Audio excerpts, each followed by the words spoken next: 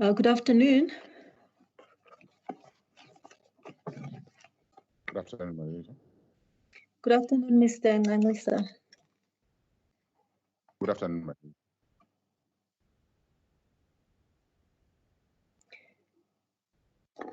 Marisa. Paul, you may place the matter on record.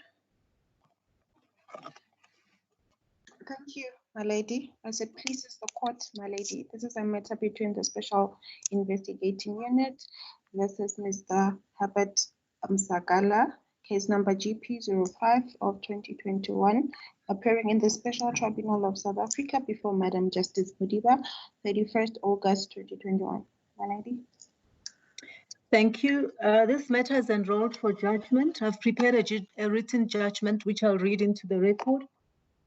This action is jointly brought by the Special Investigating Unit and Transnet. They seek to disgorge secret profits from 5 of the 6 cited defendants. The secret profits are alleged to have been improperly earned by Herbert Msagala from IGS Consulting Engineers, at the time a supplier contracted to Transnet and its sole shareholder and director, Sipho Sithole, while Msagala was in full-time employment with Transnet. The plaintiffs rely on breach of contractual, common law, and constitutional duties against receiving such profits. Msagala, in his personal capacity and in his official capacity as the co-trustee of the cited trusts, his wife, Loreto Msagala, and daughter, Bonolo Msagala, jointly defended these proceedings, even though the plaintiffs seek no relief against Loreto. The plaintiffs mainly cited Loreto due to the interest she may have in these proceedings as a beneficiary of the Msagala trusts. For convenience, I refer to these defendants as the Msagala defendants. Msagala's co-trustee, Roberto Velosa, did not enter the fray. Neither did IGS and Sithole. The Msagala defendants defended the proceedings until the commencement of the trial. On the first day of the trial, Msagala applied for a postponement. The postponement application was refused. He then decided not to participate in the trial and left the court. Loreto and Bonolo followed him. Consequently, although the Msagala defendants had filed a plea and witness statements, they did not subject the plaintiff's witnesses to cross-examination. Their witnesses were also not called and as a result, not cross-examined. Therefore, the trial proceeded on a default basis against all the cited defendants. Msagala started working for Transnet in 1997. He occupied various positions. From 1 September 2014 to 17 May 2016, he served as Transnet's Chief Group Executive Capital Projects. Thereafter, he served as Transnet's Group Executive Business Development. It is common cause that between 1 January 2015 and 31st December 2016, while Msagala was employed by Transnet in the capacities described above, IGS was awarded a series of contracts by Transnet Capital Projects. The contracts were awarded to IGS either on its own or together with a joint venture partner, 10 Mil ProCube Engineering, under Transnet's new multi-product project, or the NMPP. This period is conveniently referred to as the period under review. The NMPP involved the construction of a 750-kilometer multi-product pipeline for the high-pressure transportation of liquid petroleum products from Durban, KwaZulu-Natal to Heidelberg, Gauteng. The pipeline has 2 hubs, TM1 located in Durban and TM2 located in Heidelberg. The project was managed jointly by Transnet Capital Projects and Transnet Pipelines, both specialist divisions within Transnet. The plaintiffs alleged that IGS was paid in excess of 160 million rands for the services it rendered under the contract. The plaintiffs further allege that during the same period, IGS and Sithole made various substantial payments to Msagala, which he received either directly or into the bank account of the Msagala Investment Trust. They also allege that Sithole made several payments on behalf of Msagala. The NMPP was first investigated by Nexus at Transnet's instance. The Nexus investigation focused on the appointment of companies that provided engineering services on the NMPP, including IGS and 10 Mil Proquip. Nexus was appointed before the presidential proclamation authorizing the ICU investigation into Transnet was issued. The Nexus report found that Msagala was living a flamboyant lifestyle and owned many properties. However, the Nexus report fell short of investigating how Msagala acquired his wealth, as Nexus lacks the necessary statutory powers to subpoena bank records. This became the focus of the SIU investigation. The SIU then conducted a lifestyle audit on Msagala. Following the conclusion of the Nexus investigation in 2017, Transnet instituted disciplinary proceedings against Msagala by way of arbitration proceedings. Transnet charged Msagala with various acts of misconduct, including misconduct in relation to IGS. The arbitrator acquitted Msagala of the charges. In May 2020, after the SIU investigation was concluded, Transnet instituted fresh disciplinary proceedings against Msagala on the basis of the new evidence unearthed from the SIU investigation. The lifestyle audit revealed that Msagala was living excessively beyond his remuneration at Transnet. It also revealed the source of his additional income as IGS and Sithole. Transnet charged Msagala with various acts of misconduct arising from his relationship with IGS and Sithole, including receiving secret profits. Transnet dismissed Msagala following this disciplinary hearing.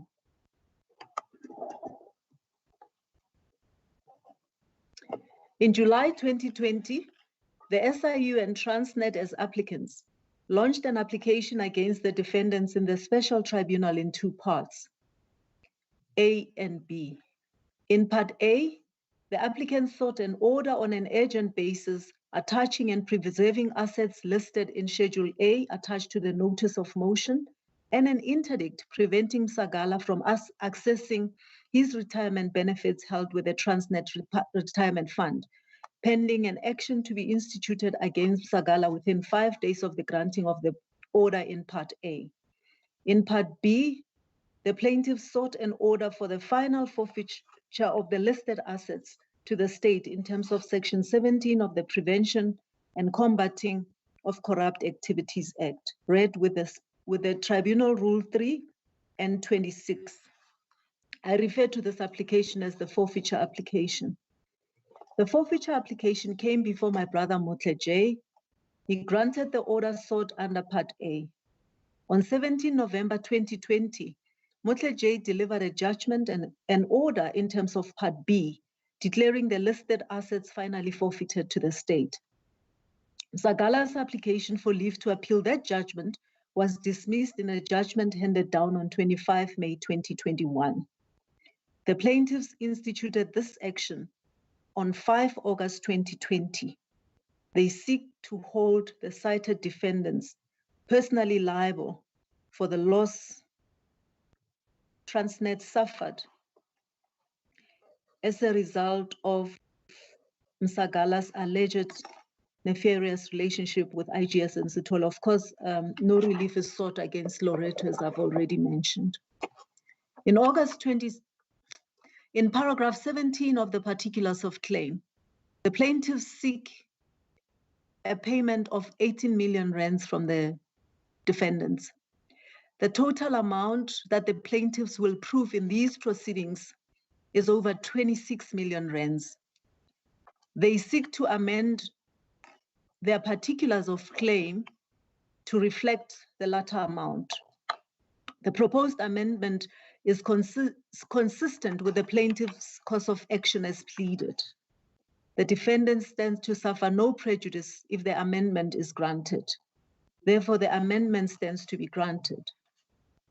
The plaintiffs allege that by using his position as a Transnet executive to derive substantial secret profits from IGS, a service provider contracted to Transnet, Msagala breached the statutory duties that have been pleaded in the plaintiff's particulars of claim. Hence, they seek a disgorgement of the secret profits. The Msagala defendants deny these allegations and put the plaintiffs to the proof.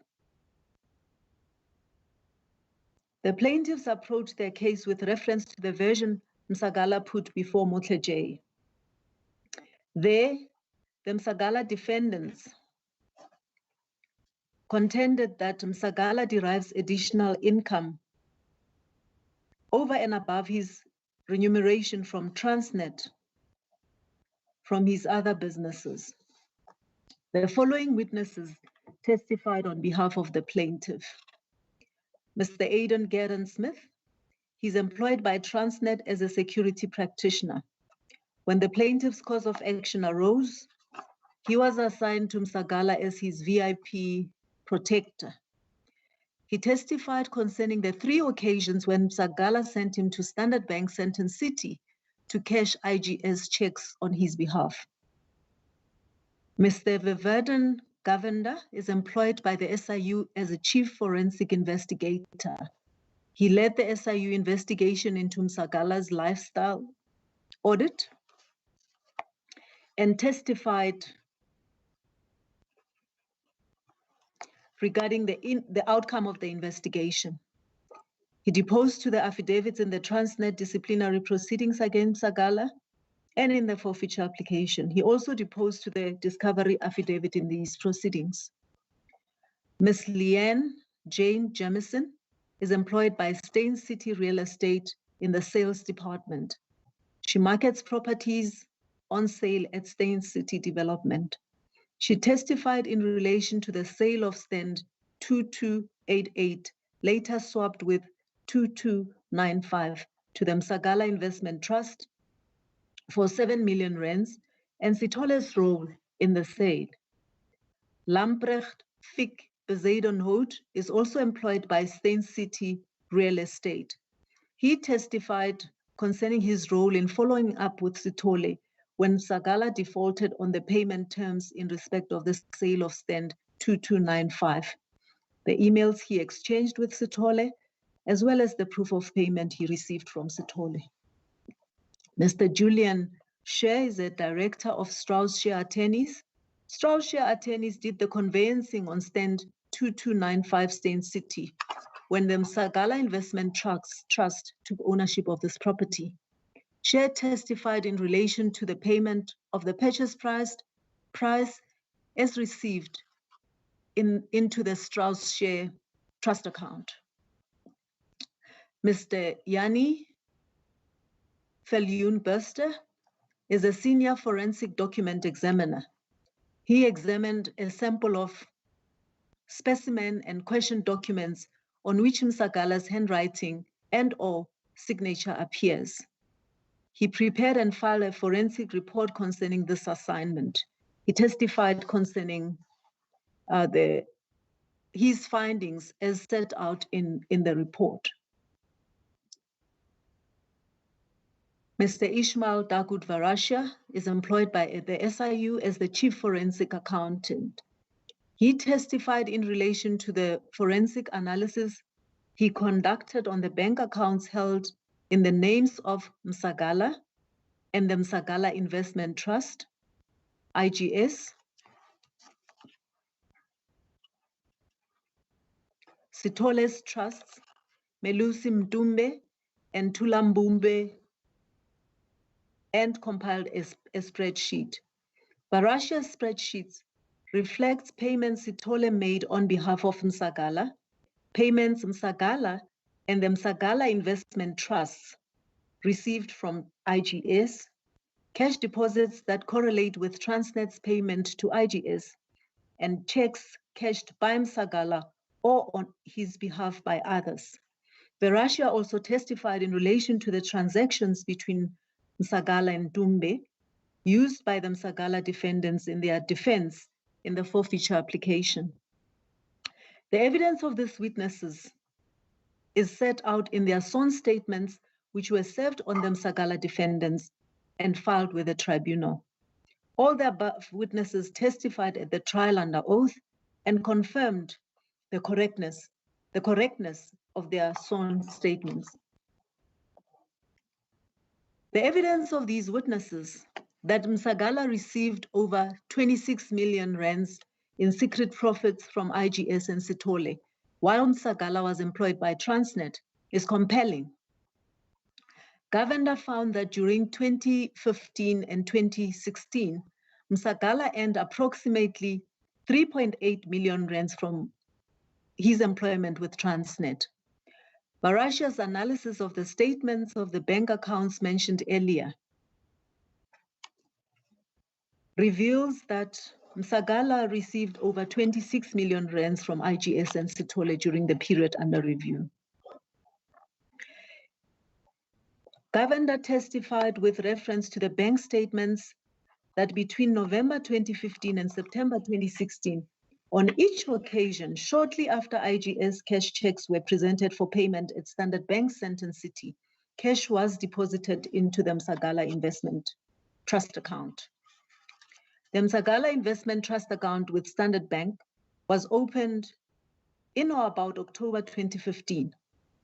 The account opening documents reflect that Msagala opened the account. He controlled it as he was its sole signatory. The Msagala Investment Trust account first bank statement, issued in November 2015, reflect the first deposit into this account in the amount of 500,000 rands in cash. By 31 December 2016, over 24 million rands had been deposited into this account. Almost 16 million rands was deposited in cash. The deposit attracted deposit fees in the amount of 197,000 rands. The deposits correlate with Transnet's payment to IGS over the same period and checks IGS issued over the same period, which were presented for payment at Standard Bank Sandton City. Smith's evidence dealt with below is enlightening in this regard. This evidence negates Msagala's version before Motleje that he earned this income from other businesses which he had been running since 2009, over and above his income from Transnet. It is improbable that Msagala would earn cash from various businesses in such a substantial amount and wait 6 years to open a bank account to deposit the business income.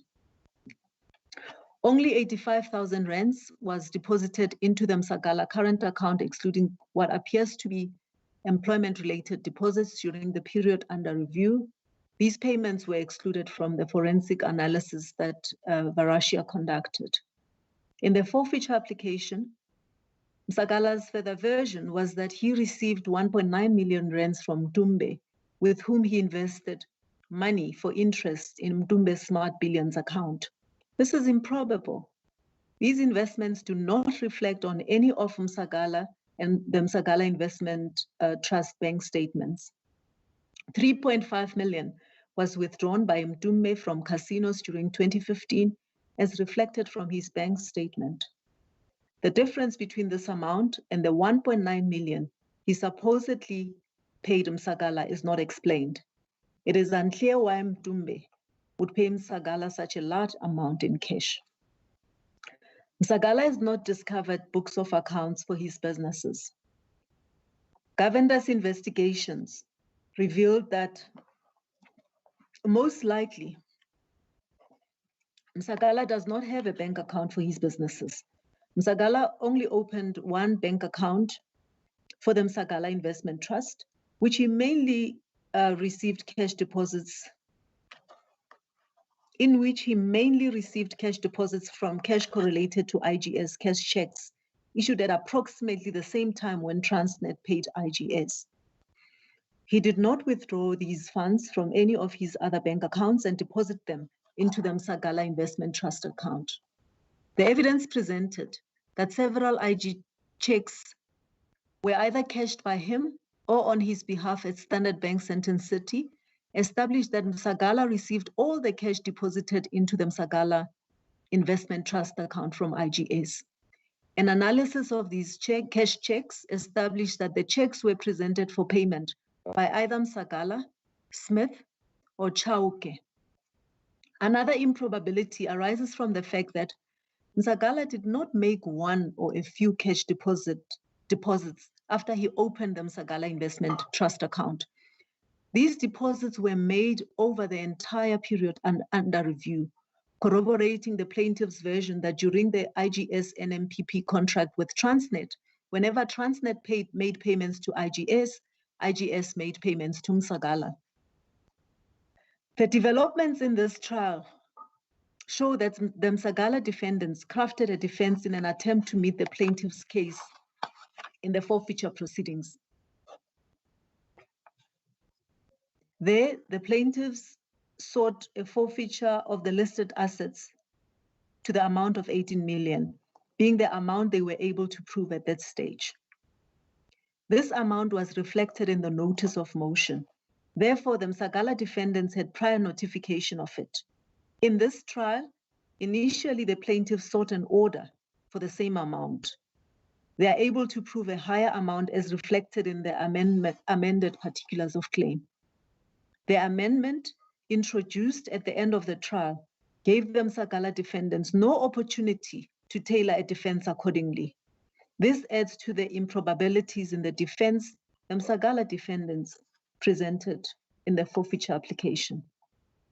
A forensic analysis by Bester of the control signature from the documents Msagala signed when he was suspended from Transnet and the specimen signature from the back of several of the cashed IGS checks confirms Msagala as the person who signed at the back of the said checks.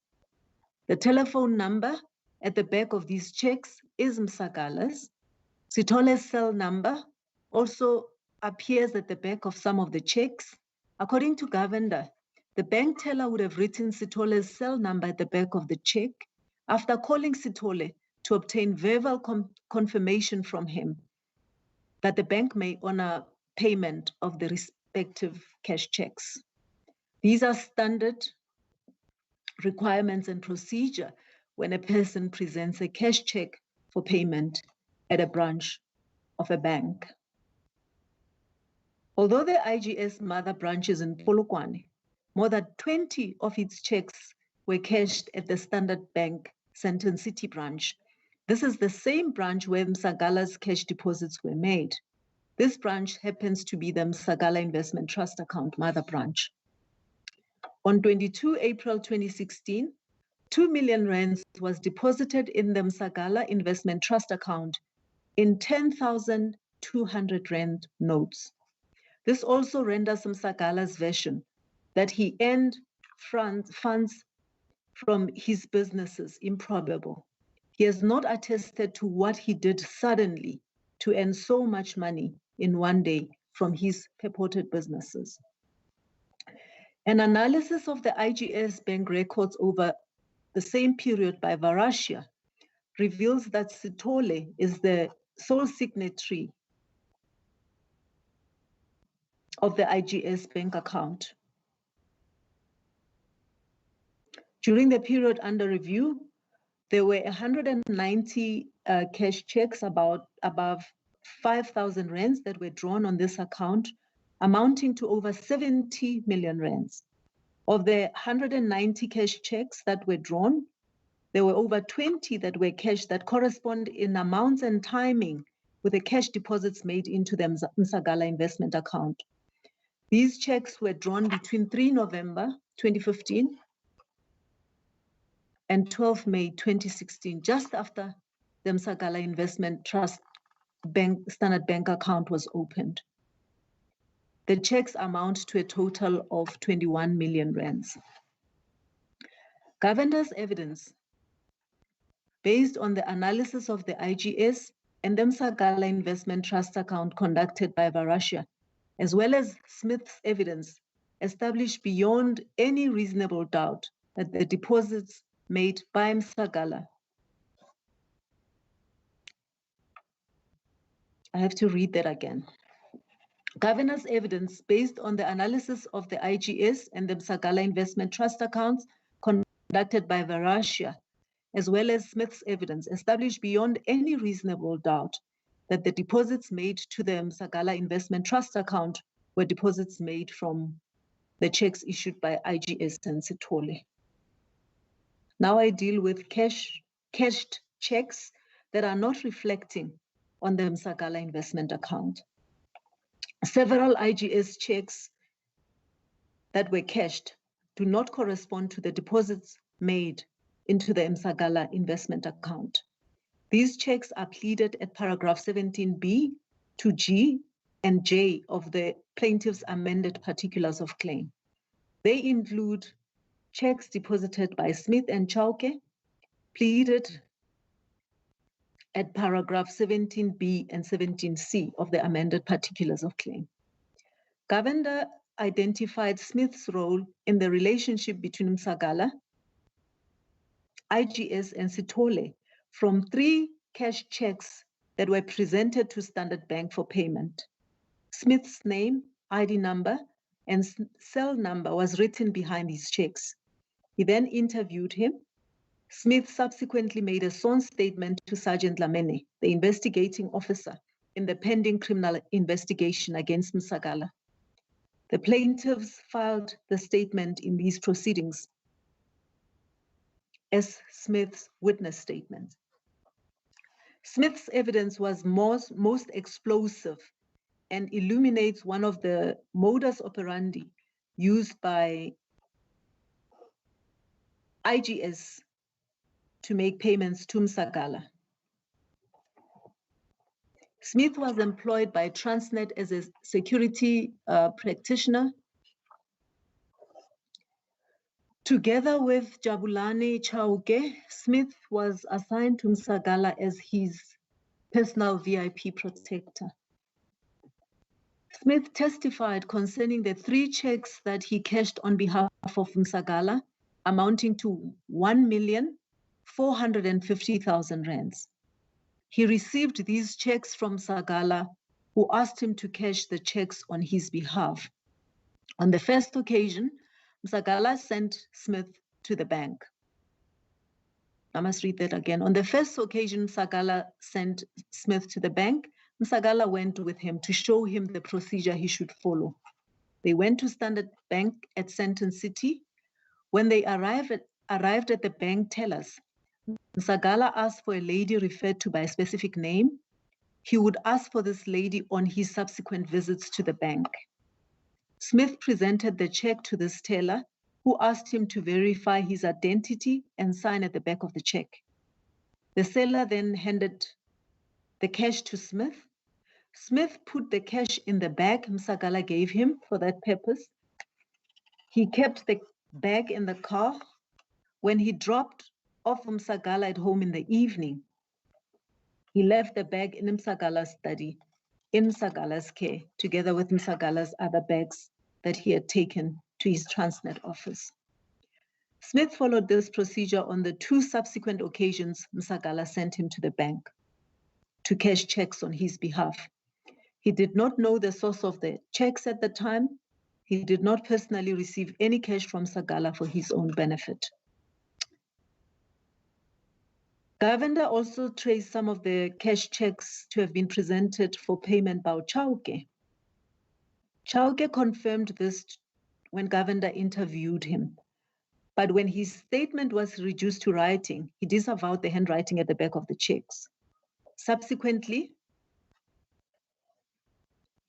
Governor discovered from Chauke's bank statement payments from IGS to Chauke referenced Msagala. These include an electronic transfer of 300,000 rands. Transnet subjected Chauke to a disciplinary hearing in relation to these events. Chauke was acquitted. Chauke is undergoing ongoing criminal investigation together with Msagala relating to Msagala's relationship with IGS and Chauke's role in that relationship.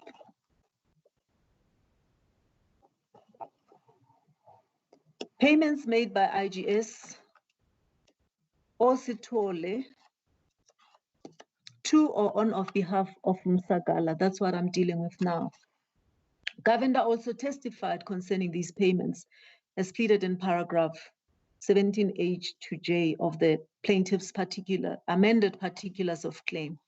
These payments include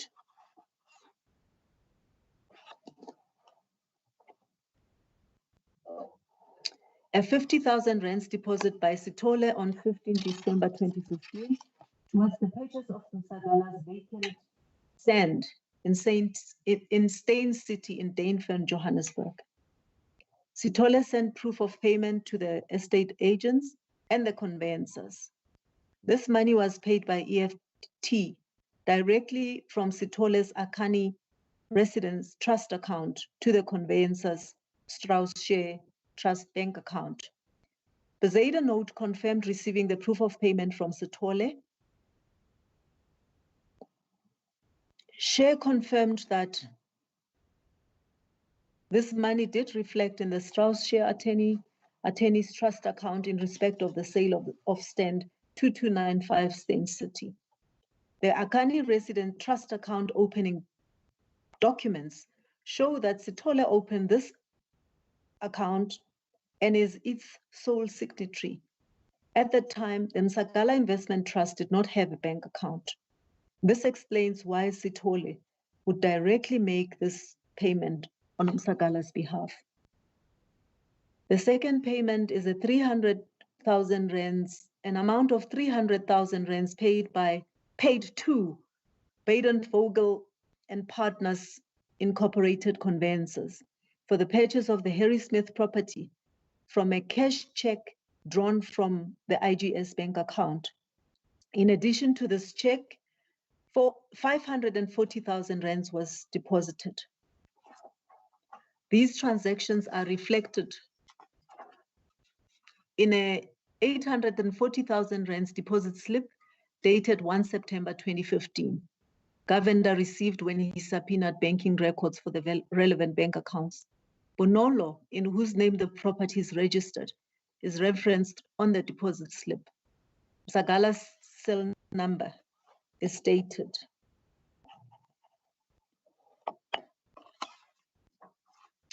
Other evidence of impropriety between Msagala, IGS, and Sithole, that's what I'm dealing with now. Msagala made further payments to settle the balance of the purchase price, conveyancing, and transfer costs for the Steyn City property without any loan financing in the form of 6 ATM transfers in the amount of 999,999,99. This amount is 1 cent less than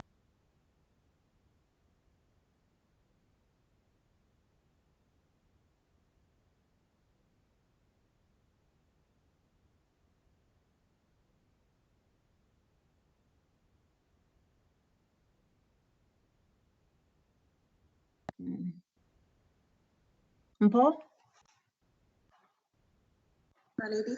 Oh, you can hear me. I lost connection briefly. Thank you. I beg your pardon. I'm going to start this paragraph from the beginning.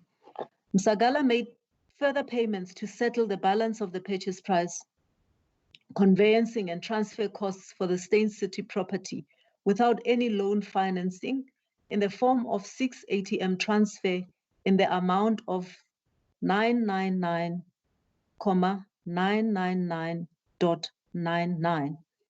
He made these payments from the Msagala Trust Investment account to the Strauss Share Attorney's Trust account on the same day, being 9 February 2016. According to Governor and Verashia, these amounts were made to avoid scrutiny for purposes of banking and Financial Intelligence Center controls. This is consistent with a pattern of substantial money being channeled from IGS to Sithole, or from IGS to Msagala for his personal benefit and that of his trusts and family secretly to avoid detection. Govender identified several indications of Msagala's interest in the awarding of the IGS contract. These include the fact that the emergency tender process was used. Further, IGS commenced works long before the contracts were signed. This is highly irregular. Evidence show that IGS and Sithole started making payments to Msagala as early as February 2015, before IGS was awarded contracts. When IGS became active in the Transnet contracts, Msagala's bank accounts became very active in the form of deposits. During the Transnet disciplinary proceedings, Msagala attempted to hide his relationship with IGS and Sithole.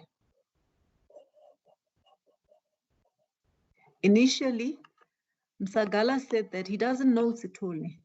Then he said he knows him through his brother, whom he did not name.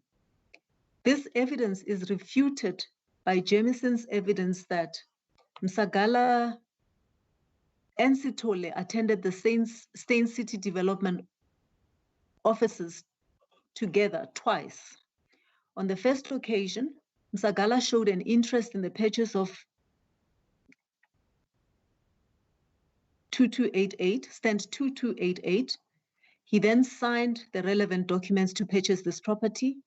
He informed Jamison that Sithole will handle the transaction going forward, which he did, as confirmed by Bezedo Notes evidence. On the second occasion, when Msagala came to swap stand 2288 to 2295, they were in the company of two women. Msagala's version in the forfeiture application that the 300,000 rands used to purchase the Harry Smith property was a repayment to him by Sithole of a loan Sithole owed him is also improbable.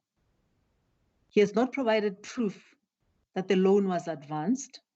It is unclear why Sithole would take a loan from a Transnet executive when he has cashed checks for over 70 million rands. In any event, in terms of the Transnet Code of Ethics, this transaction is impermissible. Msagala was required to declare to Transnet his relationship with his Sithole. He failed to do so. The fact that no evidence of Msagala's role in the awarding of contracts to IGS was found during the Nexus and the SIU investigation does not imperil the plaintiff's cause of action. Proof that Msagala received secret profits from IGS and Sithole in breach of his employment duties is sufficient to give rise to liability for disgorgement. I now deal with assets purchased by Msagala during the period under review.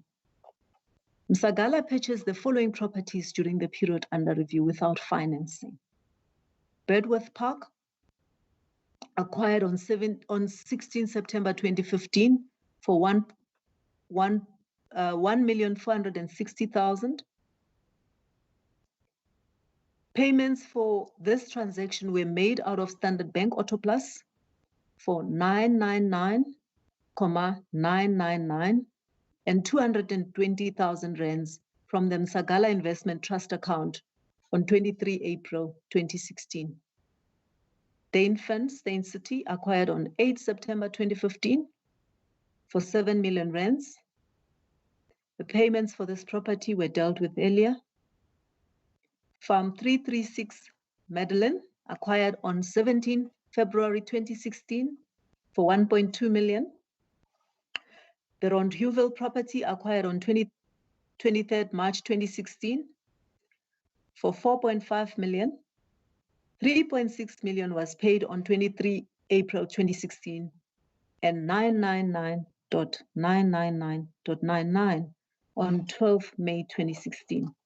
The Harry Smith property dealt with earlier, purchased for 840,000 rands on 16 November 2015. And lastly, the Buputa Chaba property acquired on 8 October 2015 for 200,000 rands. It is unclear how this amount was paid, given that the Msagala Investment Trust account was not opened yet, and that Msagala started receiving cash from IGS before this account was opened. For example, the cash checks, the checks that were cashed by Smith valued at 1,450,000 rands. It is probable that Msagala paid for this property from these substantial cash receipts. The total value of these properties is 15.2 million. They were all purchased between September 2015 and March 2016. 2 of the properties were registered in Bonolo's name. The rest were registered in the name of the Msagala Investment Trust.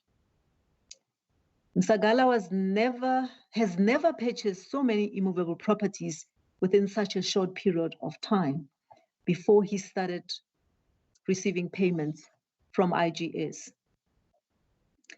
Msagala acquired 36 cars between February 2016 and January 2017. These cars are owned by the Msagala, or at the time they were owned by the Msagala Family Trust.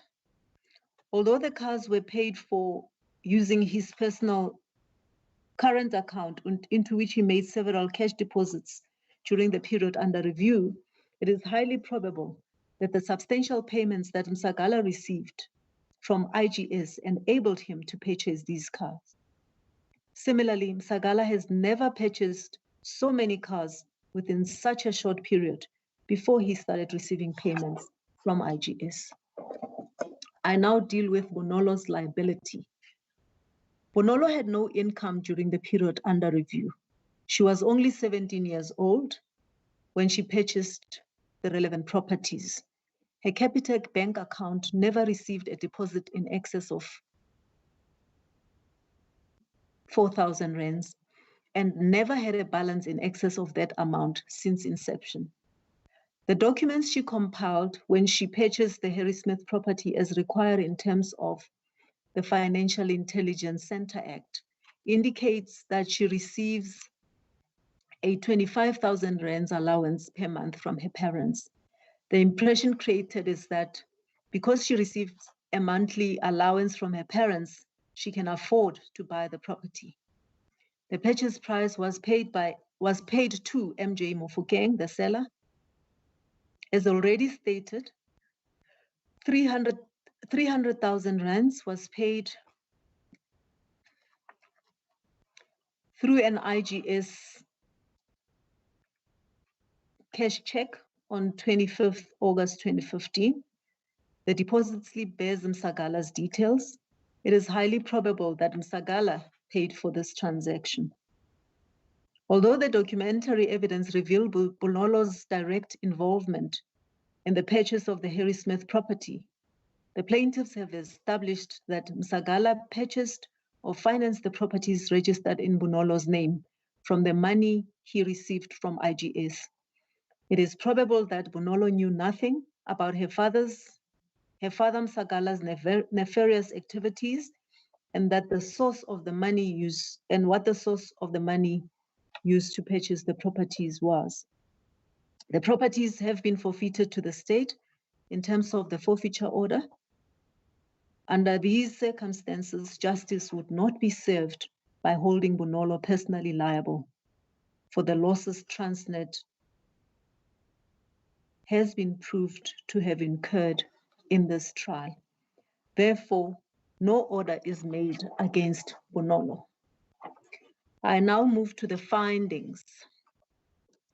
The plaintiffs have, by way of oral and documentary evidence adduced during the trial, established on a balance of probabilities that Msagala did in fact receive secret profits amounting to over 26 million rands from IGS and Sithole while he was still employed by Transnet in breach of his employment duties as pleaded by the plaintiffs.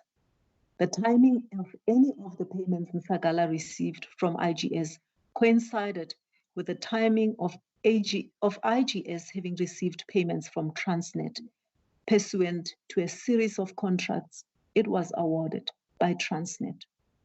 Govendar's and Varashia's testimony, the subpoenaed bank records, and Varashia's spreadsheets illustrate this.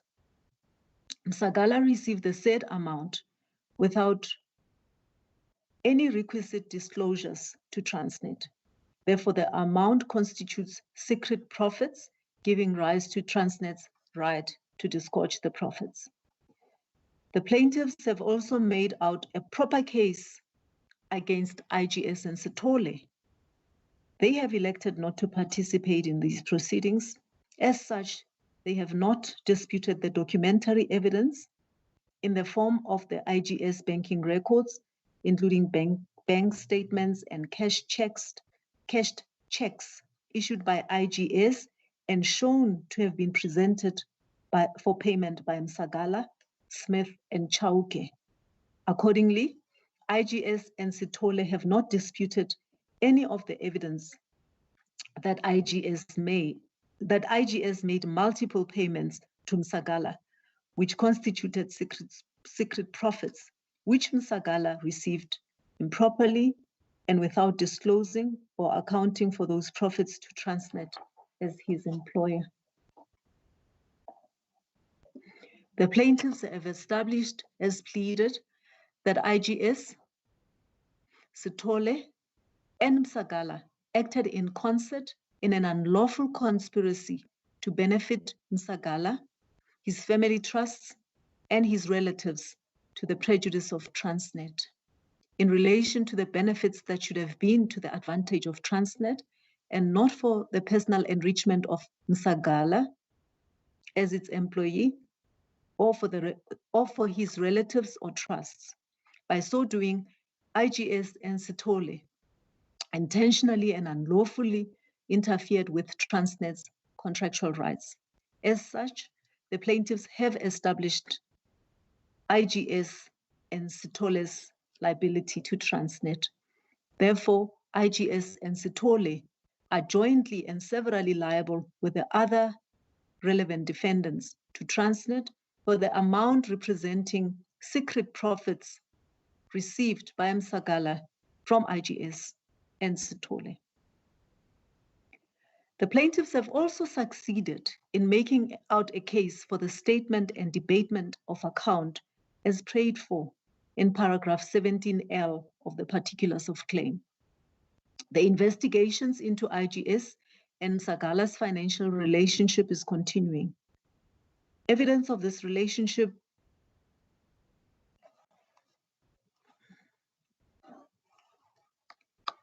has been progressively unearthed. During the forfeiture proceedings, the plaintiffs established that Msagala received over 18 million rands from IGS and Sithole.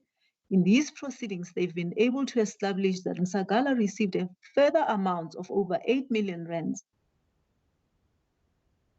from IGS and Sithole. Given the vast extent of the evidence of financial dealings between Msagala and IGS and the covert nature of their transactions, it is improbable that there are further financial transactions only they are aware of. The claim for the statement and debatement of account is justified under these circumstances. It is consistent with the employment duties Msagala owed Transnet as an employee and as an official of a state entity to disclose profits, act honestly, be transparent and accountable, to observe a high standard of professional ethics, and to use public resources efficiently and economically. IGS and Sithole's liability for this claim also arises from their interference with Transnet's contractual rights. The monies recovered in terms of the forfeiture order, as well as Msagala's pension fund preserved in terms of an order granted by Motle J, are to be offset against Msagala's liability to Transnet, established in these proceedings. I now move on to the issue of costs. The investigation against Msagala has been ongoing since 2017, when the Nexus investigation commenced. Both Transnet and the SIU have employed a lot of time and resources to hold Msagala accountable. The costs associated with this action alone are estimated at approximately 20% of Msagala's liability to Transnet, as established in these proceedings. The costs of the other prior proceedings, both within Transnet and before Motle J, will dig deeper into the amount Transnet stands to recover in terms of the forfeiture order and in this trial.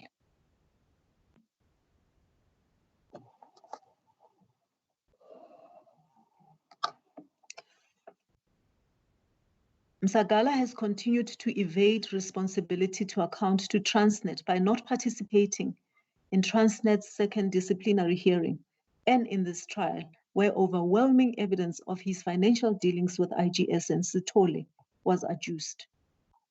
He was aware of the evidence as the witness statements filed in this trial were served on his erstwhile attorneys of records.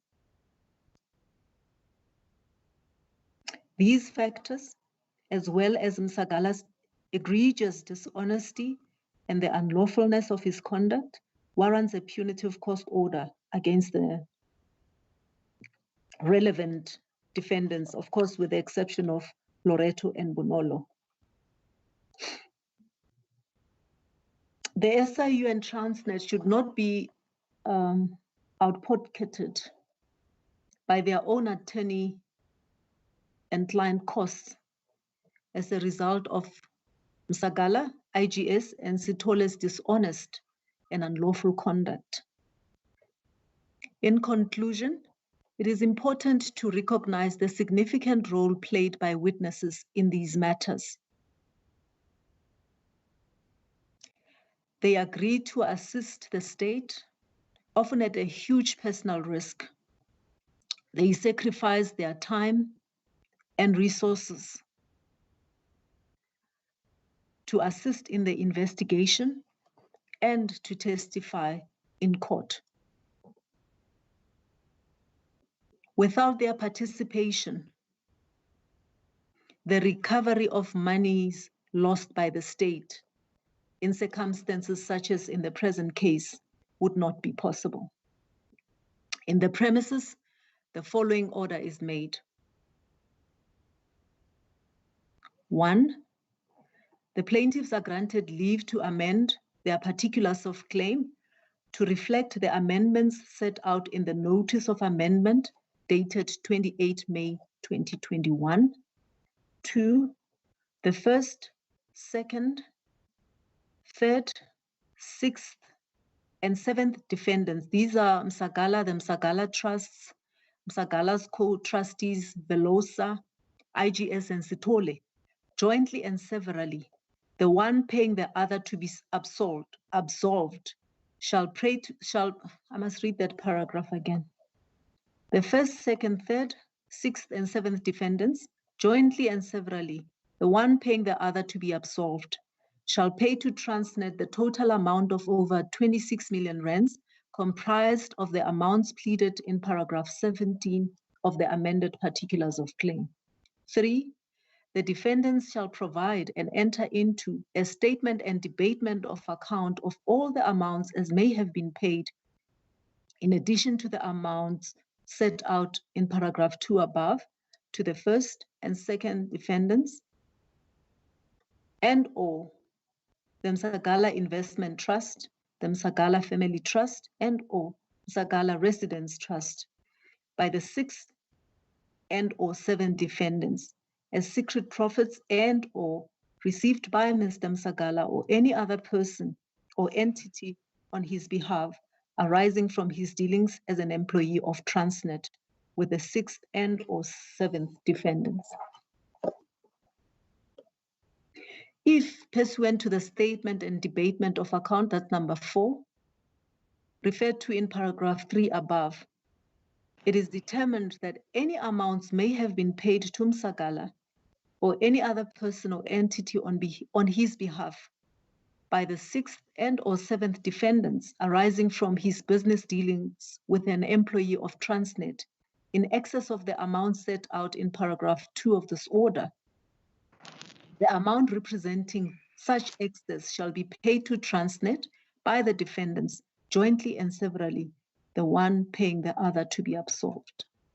5, if the plaintiffs are able to execute against and recover proceeds from the assets which are subject of the forfeiture order granted on 17 November 2020 by Motle J in the tribunal under case number GP 03-2020, such amounts may be realized through such execution process shall be deducted from the amount to be paid in terms of paragraph 2 and 4 of this order. 6, in addition to the payments required to be paid under paragraph 2 and 4 of this order, the 1st, 2nd, 3rd, 6th, and 7th defendants, jointly and severally, the one paying the other to be absolved, shall pay interest on each such amount at the applicable prescribed rate of interest from the date of judgment to the date of payment. 7, the plaintiff's costs in these proceedings to date shall be paid by the 1st, 2nd, 3rd, 6th, and 7th defendants, jointly and severally, the one paying the other to be absolved on the attorney and client scale. The plaintiffs are able to execute against the defendants' pension benefits held with the Transnet Retirement Fund, which have been preserved under an order granted on 17 May 2020 by Motle J in the tribunal under case number GP 3-2020. The amount as may be realized through such execution process shall be deducted from the amount to be paid in terms of paragraph 2, 4, 6, and 7 of this order. That's the judgment. As it pleases the tribunal.